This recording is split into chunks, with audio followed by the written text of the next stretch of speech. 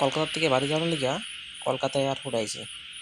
আইয়া সেজই লিফট দিয়ে একটু উপরে উঠলাম, উইঠে সেজই এখনই বেল্ট সেল্ট খুললা বন্ধ চেক করছে। চেক হইলো। তারপরে প্লেনে যাওয়ার লিগা এদিকে বইয়া বইয়া অপেক্ষা করতেছিলাম আর দেখতেছিলাম কত সুন্দর ছবি। তারপরে প্লেনে যাওয়ার লিগে বাসে উঠতে বললাম, আস্তে আস্তে বাস যেতে যেতে একদম প্লেনের কাছে যাই পৌঁছাইল।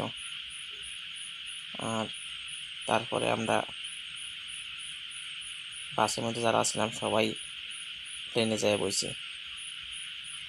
এদিকে ওদিকে ঘুরে ঘুরে দেখতেছিলাম কত সুন্দর এয়ারপোর্ট, কত সুন্দর সেট করে সেলফি নিলাম। তারপরে আইসা প্লেনের মধ্যে বইয়া গেলাম, বইয়া অপেক্ষা করতেছিলাম, এদিকেও সেলফি নিছি। সবাই তো প্লেনে বইয়া বইয়া ছবি তোলে, আমিও তুললাম,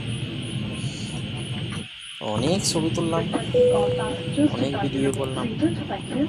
আর সবাই এই দেখো আমার পিছনের জন্য কত সুন্দর করে বাইরে দেখতেছে। ওই দেখো এখানে আবার প্লেনের মধ্যে একটা বই দেখলাম, শুধু অ্যাডভার্টাইজ, এটা কোনো লকটক ঠিক কোনটা কি করে দেখলাম। তারপরে হালকা একটু জল খাইয়া বাইরে আকাশের দিকে দেখলাম। প্লেন থেকে বাইরের আকাশটা দেখতে কেমন একটু কেমন জানি অদ্ভুত লাগলো।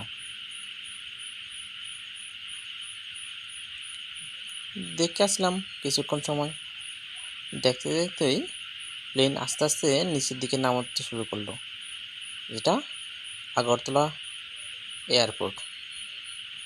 আগরতলা এয়ারপোর্টে নামই আমি ভাবতেছি এক্ষুনি তো একটু পরে বাড়ি যাবো গা। আর ভাবতেছিলাম ইনশাল্লাহ আগামী 2 ঘন্টার মধ্যে আমি বাড়ি পৌঁছে যাবো। বাড়ি যাইয়া সুন্দর করে খাইয়া একটা ঘুম দেবো।